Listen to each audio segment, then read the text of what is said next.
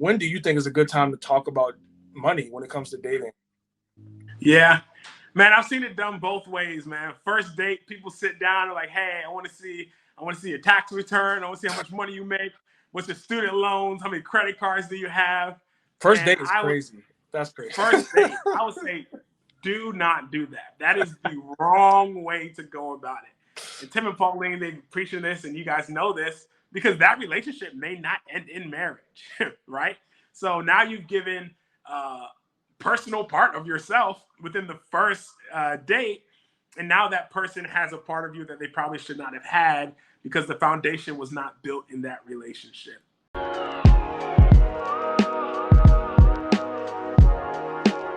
What's up, fam? Welcome back to the We Are Just Dating page. My name is Tim. As you can see, my beautiful wife Pauline is not here today, but don't worry. We got a special guest, and this week's podcast is going to be amazing. We have my brother, Patrick Chandler, joining us. I'm telling you, I've known this man for a long time, going on 14, 15 years, which is crazy, since we were kids. And I'm grateful to call him one of my best friends in the world. But I think you all are going to be so blessed because he deals with finances. He deals with money. He's going to help you take your next step in your finances, whether it be through this podcast or at the end, we'll let him share some more information about how you can connect with him. But I promise you, your finances will change for the better if you connect with my guy. So I'm excited to bring him on. But before we do that, make sure you hit the subscribe button. We want to make sure that if you've been dating us, it's time to get married. It's time for you to subscribe to the podcast. We would love to have you be a part of the fam. And make sure you like this video so YouTube knows people actually find this valuable. So without further ado, let's get into it. I'm going to bring my boy on. My guy. Patrick, what's up, bro? Bro, what's good, man? How you doing? I'm good, man. How you feeling? I like your background. This man, y'all see, this man a professional. Man, I appreciate it, bro. This has been a long time coming, man. We've been trying to get this on the books for a while. And I'm super excited. It's like, maybe we'll talk about how we met in our background a little bit, but it's crazy to see kind of where we are right now, man. So I'm just honored to be on the pod. Yeah, I said it in the little intro, but I don't think people know how much wealth and knowledge you have when it comes to finances. And like, we're still young, but being young doesn't always translate to wisdom. So just because you're old don't mean you're wise. And there's so much wisdom that you have when it comes to this area. And you put your time in. I know, I seen you. You was doing the studying while we was out. So I'm excited for the people but before we get there, I want them just to learn a little bit about you. Maybe you can go into your dating story because he is married to a beautiful woman, has 2 beautiful kids. So maybe you can kind of start there, personal, and then we can kind of dive into helping people with their money. Sure. Before I get into that, man, I just want to say, like I said, I'm honored, bro. You and Pauline are crushing it. You're helping a lot of people and you're changing lives. So it's just awesome to see what you guys are doing. But my story, coming up on our 4-year anniversary, me and my wife, AB. 4 years, man. It's crazy. You know what that's like, man. Time has flown by. We have 2 beautiful kids. Victoria is my oldest. She's 2 years old. And then PJ, Patrick the second, actually. He's not Patrick Jr. He's Patrick the second. Okay. Yeah. Wait, little confusion there. I don't know. My wife made it up. So.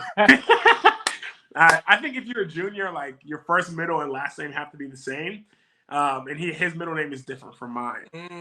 Well, he has my middle name, but he has like a Nigerian middle name added as well. That makes sense. Yeah, 2 kids. Me and my wife, we met in church. It's an interesting story, actually. My brother's wife and my wife were best friends. They went to Laurel High School together. Started attending our local church at the same time. And it was interesting, man. She was, still is, older than me. And there was always a situation where I thought that she was out of my league, right? I feel like she was in a different space in life. She was making different money, Tim. She was focused on different things.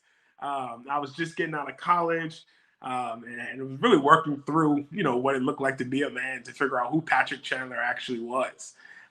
So it took some time for me to get my life together, but we started dating, and it just clicked and it just worked. I think what I found was I was in a position in my life when I was ready to get married. She was already ready. The question was I ready? Not that I wanted to get married, but was at a place maturity, spiritually, financially. We'll talk about that today.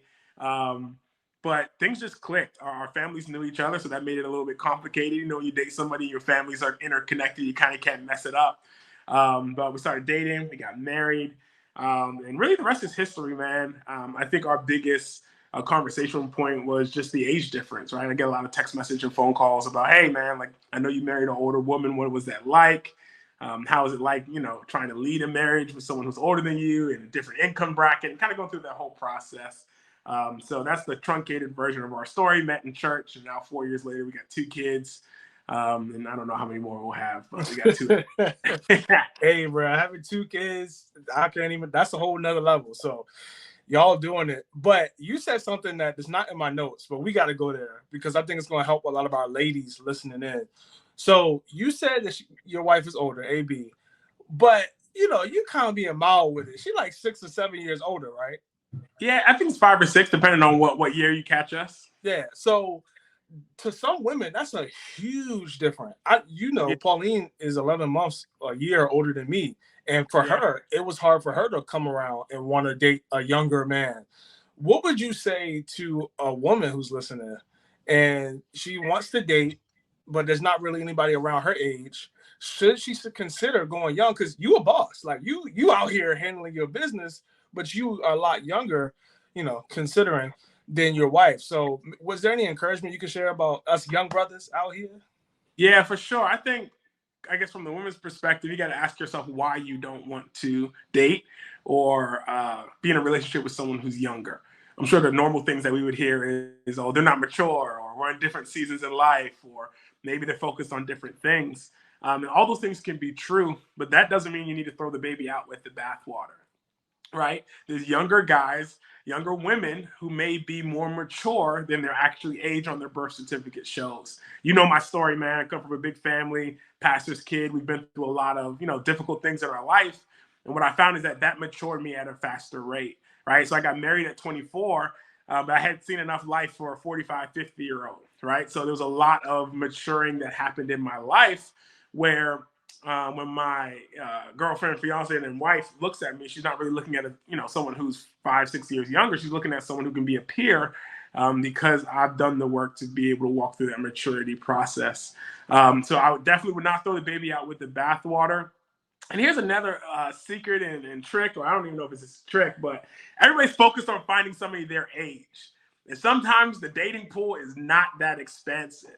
Yeah. If you would just take a few steps back in years, you would find a whole nother group of individuals that you may not know are a great opportunity for you to be able to start a relationship. So it's less about the age and more about the maturity, spiritual, financial, and just, life maturity, right? What is that person focused on? My wife is older than me, so we like different genres of music. She's talking about like LL Cool J. I'm talking about different stuff. So we laugh it off, right? There are some things that are like a little bit different with the age gap. But it also works out well because men die before women. So we'll probably hopefully pass away at the same time. It's a little bit morbid, but men pass away first. So I got a 5-year gap on her. But don't throw away that younger market because it really could be a diamond in the rough. Now, not everybody's going to work out. Another thing I'll say is you got to have tough skin too. When me and my wife started dating, we heard a little, cougar conversations, and Robin and Fredo. We heard that stuff, but we didn't let it get into our relationship because we knew that God had brought us together. And now we're happier than ever, 4 years married and a lifetime to go. So don't just throw out the younger women or the younger men. Look at the deeper side of it is what does their maturity look like? Yeah, no, that's really good. First of all, AB ain't that old to be like LL Cool J. I don't know what's going on with that. Bro, she has an eclectic taste, man. But nah, that's really good. I think what you said essentially was maturity matters. And age does not bring that. You want a man who's mature, who has a vision. And there's some young brothers out here who got all of that and more. So don't miss out on your blessing because of age. And low-key, a lot of it comes down to pride. From what I heard with Pauline, it's just having to swallow the pride of being able to be with somebody who's younger than you is a real thing. But I think that'll help somebody. So I want to transition into the money side a little bit because you're a money guy, so you know way better than me there's a lot of talks going on right now that we may be going into a recession. We may be in a recession. And that may scare some people, one, just in general, but two, especially maybe dating wise for our fellas. They like, look, I ain't really trying to date right now. I'm trying to save this money. So one, could you maybe give us a quick little breakdown, maybe what a recession is and like why you shouldn't be scared of it, or if you should, whatever, maybe how they can prepare for it. And then two, like, what are some wise ways we can still date even if we're in a time of a recession? Yeah. So I'll give a simple definition. When you're talking about a recession, you're looking at 2 consecutive quarters where the economy is down, right? And there's a lot of different factors that go into that: unemployment, GDP, which stands for gross domestic product. So we're not going to get into the minutia of it, but just for people who are listening, 2 consecutive quarters where the economy, stock market is negative, or less profitable than it was the quarter before.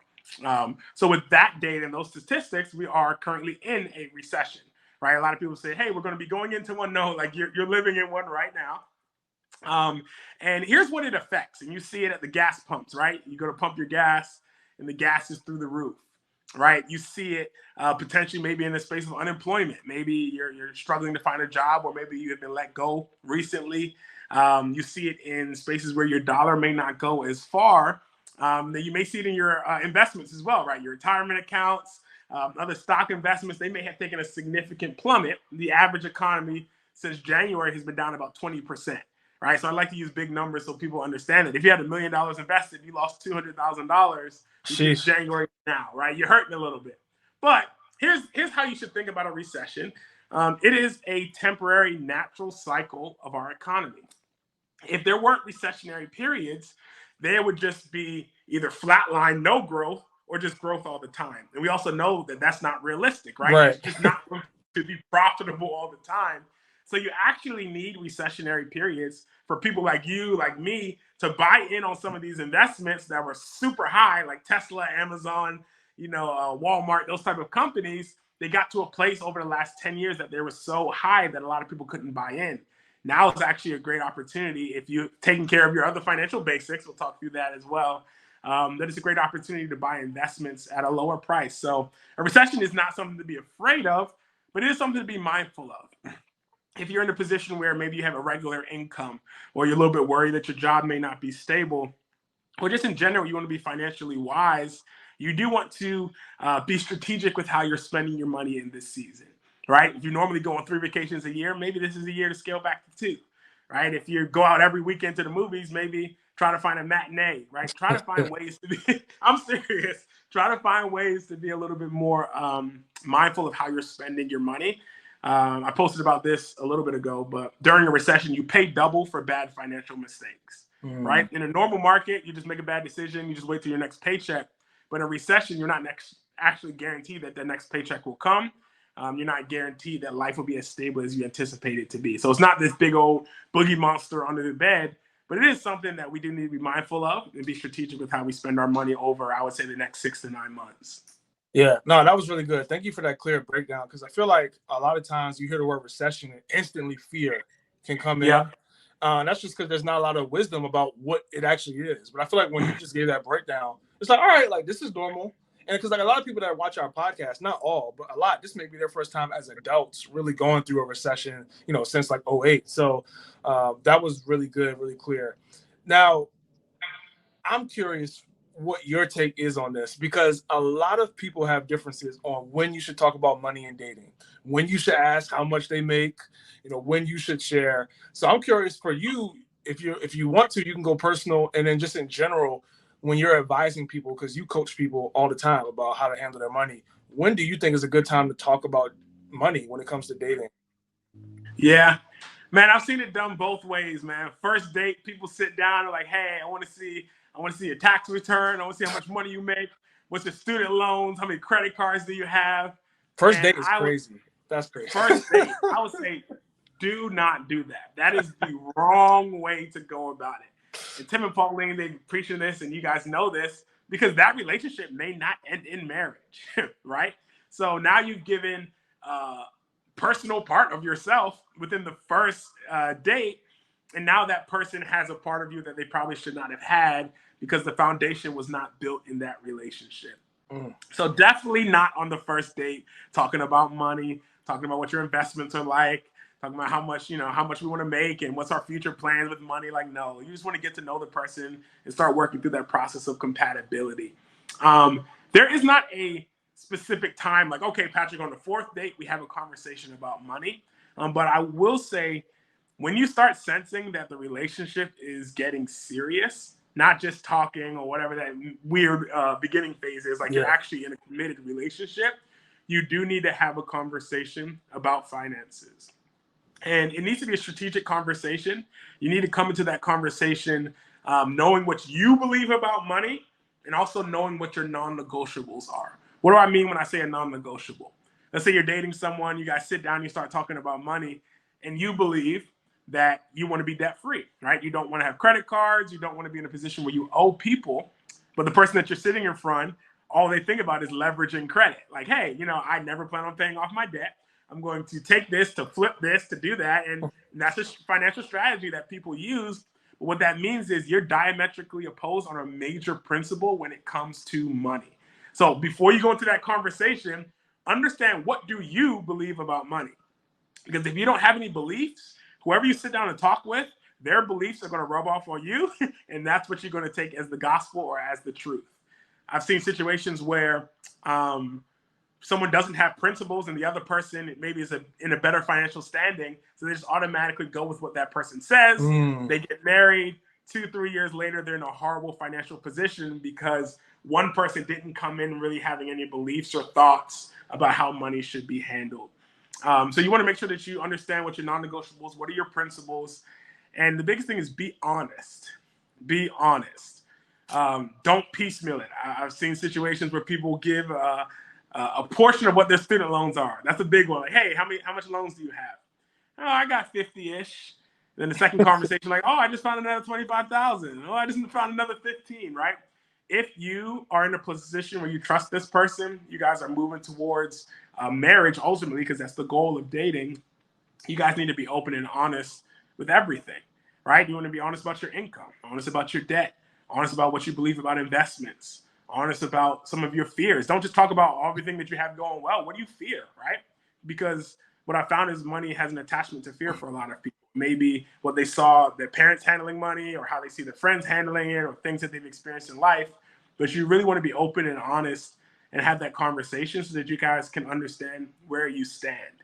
Most likely, you won't agree on every single thing about money. Me and my wife currently don't agree on everything about money.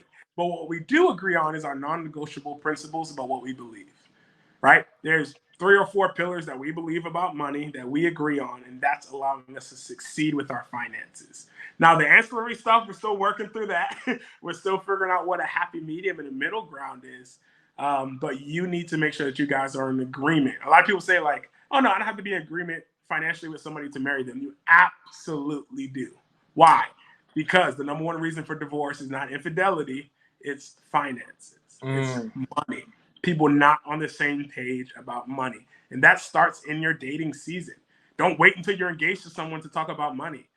It's not too late, but it's getting pretty close to that point of being too late, right? You want to get those things out in front and also start having a conversation. Don't be discouraged if you guys believe different things about money. That's just the beginning of the conversation. Now, if one person's not willing to move or mold or change, and then maybe it's a conversation of if it's a right fit. But just because you don't believe the same things initially doesn't mean that you need to throw it out and just, take the tab, pay the bill, and walk out. Yeah. No, you said so many good things there. Goodness gracious. So it sounds like it is possible to be financially compatible, because you hear all the time in relationships, are we compatible? But I don't think anyone's ever thinking about finances when it comes to that. So if I'm somebody and I'm watching this and I really don't know anything about money, I may budget, I may not. Like, where do I start when I'm trying to figure out what I want for my non-negotiables for finances? And then if I'm in a relationship, how do I know if me and the person I'm dating are actually compatible when it comes to finances?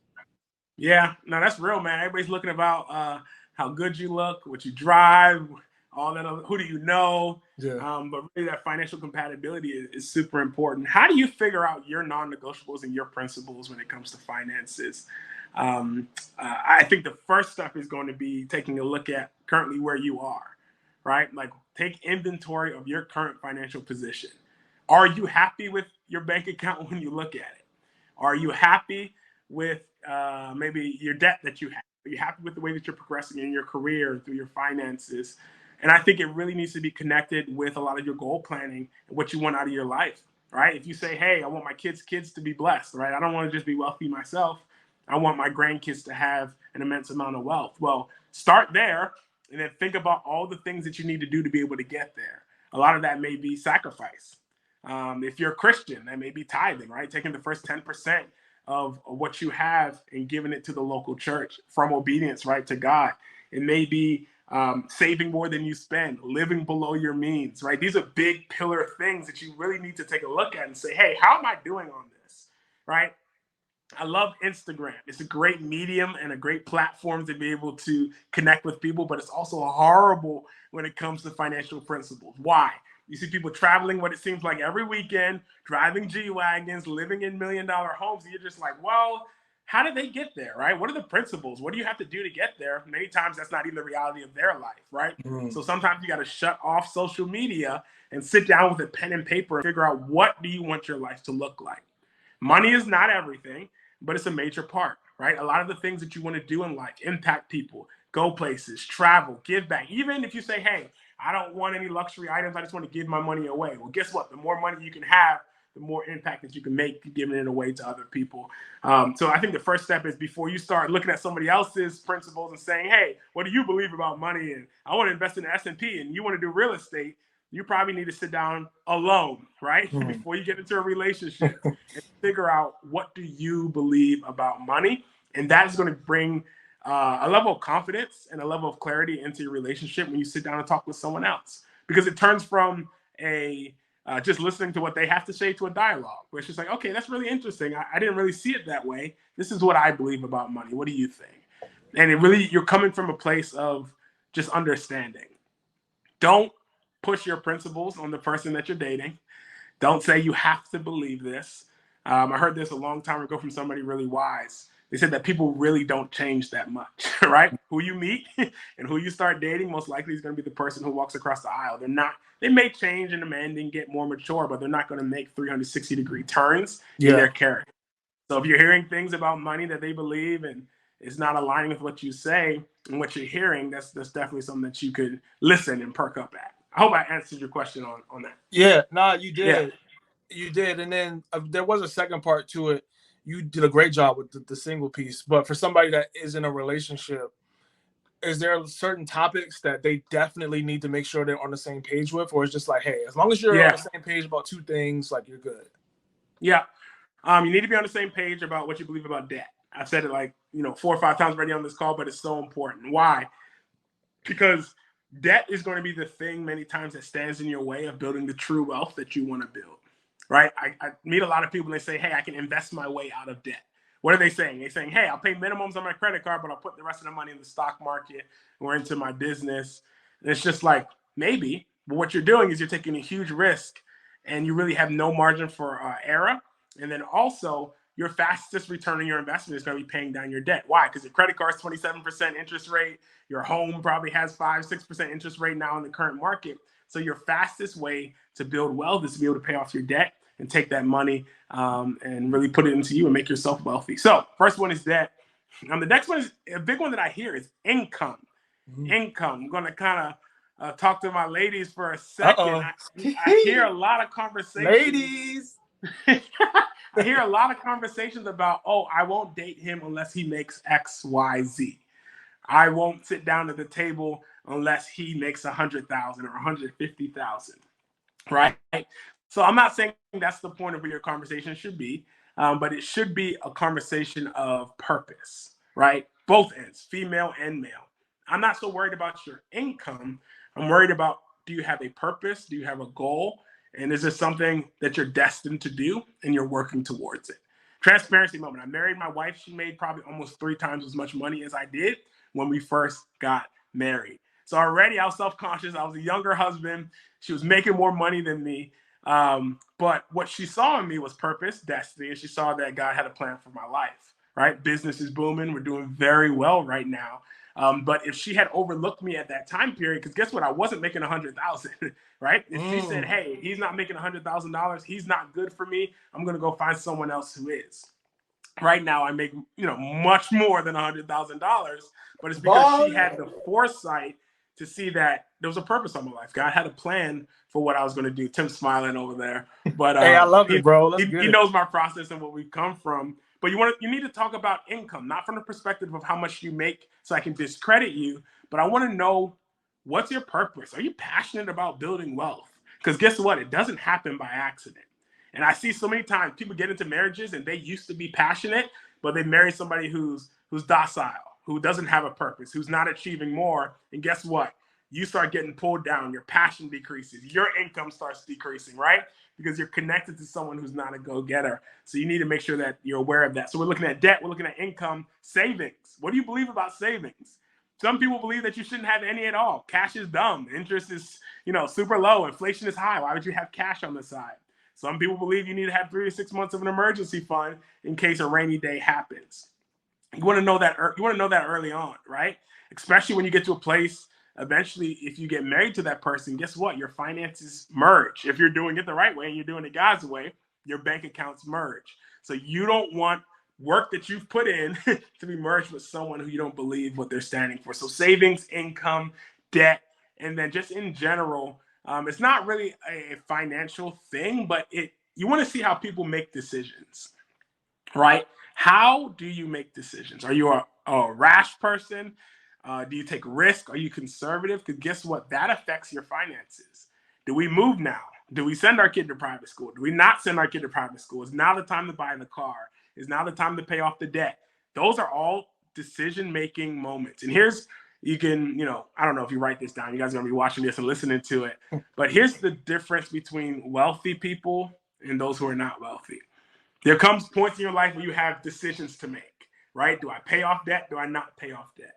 Do I leave my job and start my own business because I feel like that's what God has called me to do?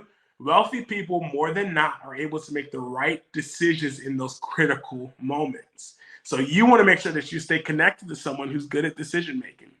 Ideally, and the most important is that they consult God.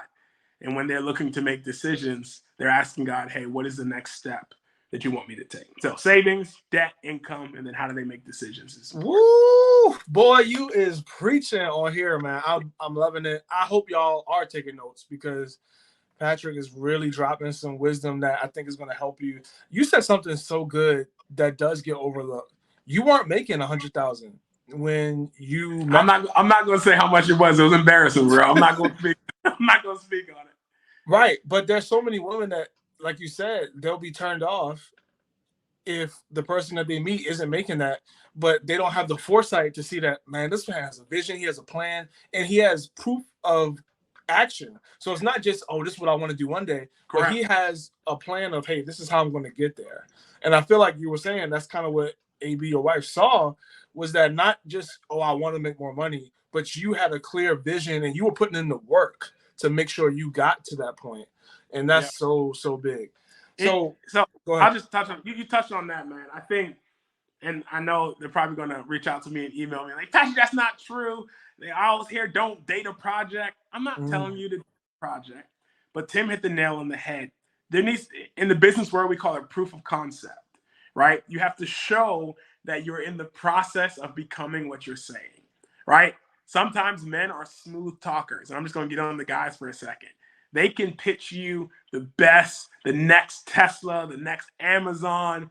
They can really give you, from a verbal perspective, tell you the world. But what you want to see is proof in their life. You may not be making $100,000 right now, but what's your work ethic? Here's a simple way to look at it. Do they go to work on time? And then they leave after, or are they just straight 9 to 5 people? 9 o'clock they get in, 5 o'clock they leave. That's not going to get you to the next level. What in their life is showing that they're working towards their process? Are they disciplined? Are they lazy people? Do they have people and mentors in their life who are going to speak into what they're doing? All of those are proof of concept proof of concept moments where you can say, okay, he may not be at the income level that he dreams of, but he has all the requisite skills to get there. So 100%, I'm not saying just, oh, he'll get there one day. He wants to be a rapper or he wants to go to the NBA, which are all great things, but only less than 1% of the world will ever achieve that, right? So the other 99% need to figure out what are you going to do to be able to bring income in and to build generational wealth. And then also understand from the perspective of what does the track record look like, right? What have they done leading up to that point that can make you comfortable, right? I tell you that, my wife made more money than me, but I was a hustler. I always worked multiple jobs. There was never a time in my life that I wasn't working 2 or 3 jobs, that I wasn't hustling. I wasn't selling shoes, flipping them on eBay. Like Tim knows this, I'm a hustler, right? So you're able to see that, oh, he just needs an opportunity. He just needs to find what his thing is, and he's going to excel at that. So just a caveat before I get all these DMs about marrying projects and stuff. Yeah, I mean, that's good, bro. I remember in high school, you was working at Wendy's while I was at home chilling. Now, so you always bro. Why would you bring that up? I knew we couldn't go on a podcast without you talking about Wendy's. That's a whole different podcast. Tim came in, harassed me at Wendy's, had me make him, what was it, like a double Whopper or something? I don't even remember. Oh, man. That's hilarious. So a couple more questions, and then we'll get out of here. I would love to know. Well, first, I know your heart because I know you. But I know obviously you're big on getting out of debt. You said that several times. But I know you're just as big as once you're out of debt, what you should be doing next to actually build wealth. So don't give them too much, because if you want to get more of Patrick, you need to sign up for my man's coaching. But can you give a little taste of what is something that somebody can do? They're debt-free, but they don't know what to do next with their money. Yeah. So I'll correct you a little bit. I give away as much free game as that clock and the timer allows me to. Here's why. When I give away great information, I mean things that I'm giving to my multi-million-dollar investors, I give to you for free. It forces me to learn more. There's so many creators. This is a message to creators and influencers who feel like, oh no, I can't give them everything that I have because then I won't have anything left. The whole purpose is for us to be creative and to push the envelope. People want help, right? You can get on YouTube, you can get on Google, Twitter, TikTok. There's so many places where you can find information. So why not be the source where people can actually get help and get free? So I'm gonna give you guys as much of the game plan as I can with the time that we have. So first step, you want to get out of debt, all of your debt. People call me and say, Patrick, I'm debt free. And then they show me a credit card the next week. Bro, you're not debt free, right? Debt free is that you owe no man anything. Really what we've relegated that debt free conversation to is outside of your mortgage. That's a different conversation. Dave Ramsey says that you're partially debt free, right? Full debt freedom is that you've paid off your home as well. So what do you do next? You're out of debt. You celebrate. You go on that vacation because you've been grinding for a year and a half, eating beans and rice. What I tell people to do is a little bit different. Is do something that you love, right? If you've been looking at a pair of shoes, if you really like traveling, or there's something that you want to do, I say do it after your debt freedom journey, because what happens is when you go straight from debt freedom into wealth building, you've had no time to celebrate.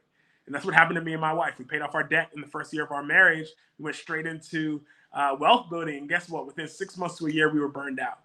We were burned out putting money into our retirement account, penny pinching again to try to raise our savings, trying to find money to put into, cryptocurrency, to put into the stock market, to find ways to increase our income, start businesses. And we got burned out because we never took that time to celebrate. So become debt free, celebrate in moderation. Don't go buy a yacht or a private jet. Do it in moderation and then get started. Here's the thing, Tim. When you get out of debt, that's the beginning of your wealth journey. It's not the end. Yeah. So many people fixate on debt freedom. It's like, once I'm debt free, it's going to be great. Absolutely. A lot of people, that's the biggest thing. They've never seen anybody in their family debt free, but that's where it starts. Why? Because you can't take your debt freedom into Ferrari and go buy yourself a Ferrari. You can't take it into a new construction home and say, hey, I'm debt free. I want to buy a home. They're going to say, hey, what's your down payment? What's your credit? Like, what does your financials look like, right? So after you become debt free, the next step is to get yourself some security. Get yourself 3 to 6 months of your fixed expenses. What's that? Your mortgage, your rent, your water, your phone bill, things that are not really going to change month to month. You want to get 3 to 6 months of that and put it away into a savings account. Treat it like Fort Knox. Nobody gets in, nobody gets out, right? Don't touch that money. It's not for vacation. And when your friend hits you up and they're short on their rent, no, don't dip into that. That is your security. So once you get those 3 to 6 months, then you really need to transition into the future, which is your wealth building, right? And it's different prongs. The first step you need to focus on is your retirement, right? So if you work for a company, start contributing to your 401k or your 403b that you have at your company. Some of them will provide matches. Essentially, that's free money. If you do your job, they'll do their job and they'll give you free money for your retirement account. Start with that. I recommend that you're between 10 to 15% that you put towards your retirement of your take-home income. Let's say you make $1,000 a month. That means you need to put $100 to $150 towards your retirement every month. You can do the math, whatever your take-home pay is. So do that consistently. Keep that as a staple of what you do, come hell or high water. If you're employed, you're going to contribute to your employer's retirement plan. So that's a long-term approach. That's one space for you to start. Let's say you've maxed out your retirement account, you put all the money that you can, you have your 3 to 6 months emergency fund. Well, then the next step is for you to get a little bit more creative with your investing. That's when I recommend more short-term investments. That's your individual stocks, Apple, Amazon, Netflix, Microsoft. That's when you start dabbling into cryptocurrency. I've made a significant amount of money in crypto, but it's because I use money that I didn't need to live off of. That's a whole nother conversation. Don't listen to this conversation to take money that you need to go buy an engagement ring with, put it into cryptocurrency, and it dropped 72%. And now you're telling your girlfriend, oh, we just got to wait another 3 to 4 months for me to re-up my money. No, please. Only invest from a short-term perspective with money that you can afford to lose. Why? Because it's volatile. The market is crazy right now, but it's also great opportunities, right? So you're debt-free, you have your savings, you're doing your long-term investing, your short-term investing. And then other things fall into that. I'm not just a stock guy. I believe in real estate and business ownership and those type of things. But then the next step really moves you into a place of generosity. I tell people after you've really covered your financial basis, be generous. Pay for somebody's tuition. Pay for someone's school books. If there's a couple who you know they're doing really well, but financially things aren't going well, go pay for a date night for them. Say, hey, pay for you to go to Capitol Grill or to go to some really nice spot because you're financially free and you want to encourage them to do that. So it's really moving from a place of paying off your debt to a place of generosity. And each one of those are vital to building your wealth. If you're debt-free without generosity, you won't get there. If you're generous but you're in debt, you won't get there. You need to incorporate all of those in your process to really get not just financially free, but to be abundant, to have more than what you need. Yeah. Whew. Bro, Patrick is putting on a masterclass. Not only did he just give you wisdom about finances, but he also showed you how to be a good friend. You saw this man correct me on my own podcast, but I love it because that's what good friends do. And you're absolutely right. And that, honestly, he gave a principle there that you can use to make more money. The more value you give to people, the more value or the more money you'll be able to make in the end. And Pat knows all about that. That is it. When I first started my business, we didn't even talk about my business. We don't have to, but when I first started my business, I really thought it was just about money, right? I thought it was just about making money and being profitable. But I realized I wasn't really helping people, right? I was giving them cookie cutter information that they could find online. When I actually started giving them everything that I had, like I you know this, bro. I'll give the game, I'll give the playbook. We have conversations about wealth building, business management, how to steward our finances. I just give it away for free because that's what I wish I had. I wish I had someone who gave it away for free in the financial world. Many times, wealthy people, they're secretive. They won't tell you what they're investing in. They won't tell you how they make their income. They'll just pull up in a G-Wagon, and you're just looking like, whoa, how did you get that? My job is to take what the wealthy are doing and bring it to our people, like our generation, man. We can be successful. So, yeah, that's so good. Last question, and I'll let you get out of here. You obviously, I'm sure you work with married couples from time to time. Are there any things that they're like, man, I wish we talked about this, that people who are watching this that are single, that may be in a relationship, that they can make sure they write down to talk about with their potential partner? Yeah. That's a great question, man. And a lot of what I'm going to say is from what I did incorrectly, right? What I did not do right. I think what's really important is conversations about merging of finances. I know that's a big topic, but talk about that before you put a ring on somebody's finger. I've had situations where someone gets married and they were under the impression that their spouse was going to merge bank accounts, and they didn't. Right? They had one main account and then they had side accounts for their own money. And people are going to I'm going to get hate for this, Tim. I always. Hey, I stand with you. Merge them bro. accounts. But how are the two becoming one, but you have multiple bank accounts? That's not the two becoming one. That's the two becoming 2.5 or 2.7. Like, God honors that unity. So that's the first step. Do you believe that our money is ours? If you make $1.5 million per year and I make 50 cents per year, do you still believe that I'm a millionaire? And here's the thing, a lot of people say it like, oh yeah, that's the right thing to say as a Christian. That's the right thing to say. I believe it. But in their heart, they don't believe it. They believe that the amount of money that they bring in is theirs, right? So make sure you get connected with someone who truly believes that you're a team. And this isn't MJ and random people off the bench. This is a team, and our goal is to win a championship and to win with money. So I think that's really something that you should focus on. Also, I'll tell a quick story. Me and my wife, we got married, came back from our honeymoon, and we had our first budget meeting. And I was super excited. I'm like, man, we agree on everything. And we sat for our budget meeting, and Tim, I kid you not, bro, it was the most contentious conversation I think we've had since we've been married. Within the first 2 weeks of our marriage, and I'm like, whoa, that sucked. That was horrible. How did this happen? Who did I marry? What is going on? But what I realized is that we had talked about everything except how we viewed money and how we actually should go about spending it, right? We saved up for our wedding. We saved up for our honeymoon, and that was our first group project. We felt like we were actually doing something. No, it's not until you start deciding how much you put towards groceries. Which cable plan do you pick? I want NFL Network. She doesn't. She wants the Food Network, right? Those are those real conversations where you really start getting into what your spouse believes. So what I would start saying is, don't budget together when you're in the position of dating. When you're engaged, you'll start doing some light budgeting for your wedding. But you want to make sure that you can start having those conversations in a time-appropriate space, right? Don't talk like you're married, but start having those conversations that are applicable to where you are.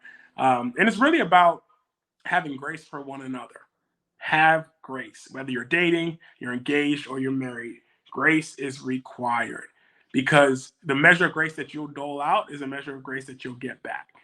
Right? So even if you're in a more advantageous, quote unquote, position financially, you need to see your spouse, the person that you're dating, the person that you want to go into the next stage of life with, as an equal.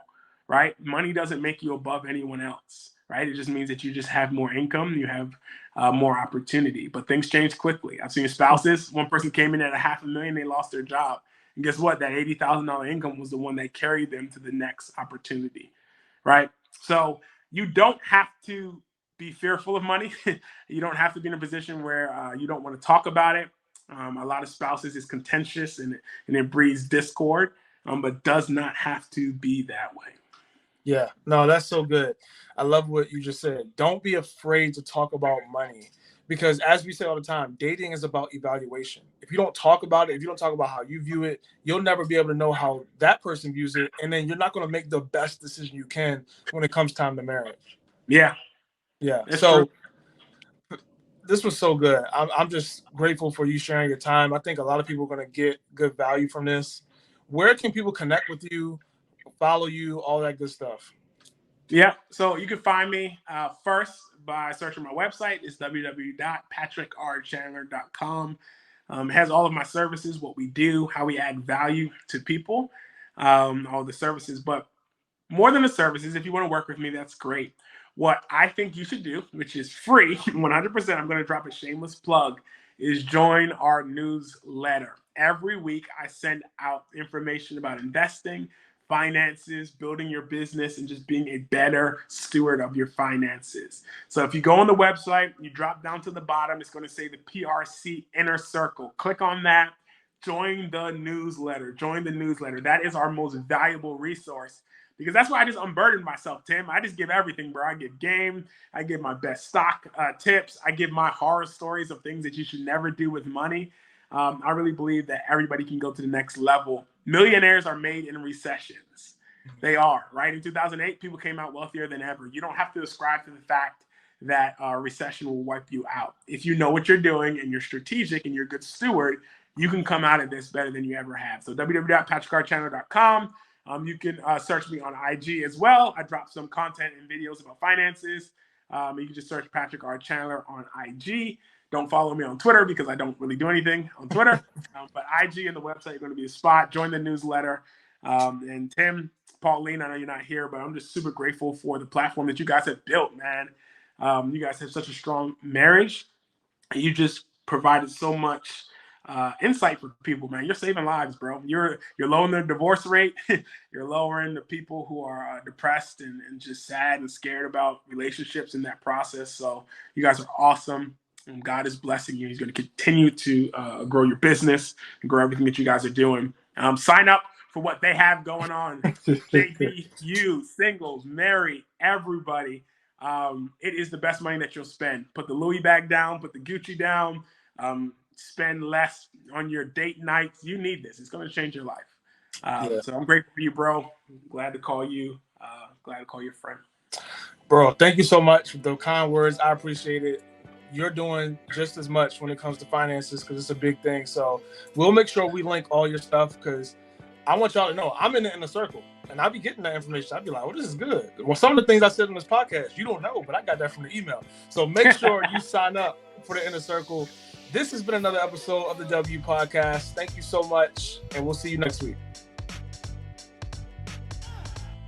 Thanks for watching this video. To get more Christian relationship advice, subscribe to our channel. And make sure you check out our other videos as well.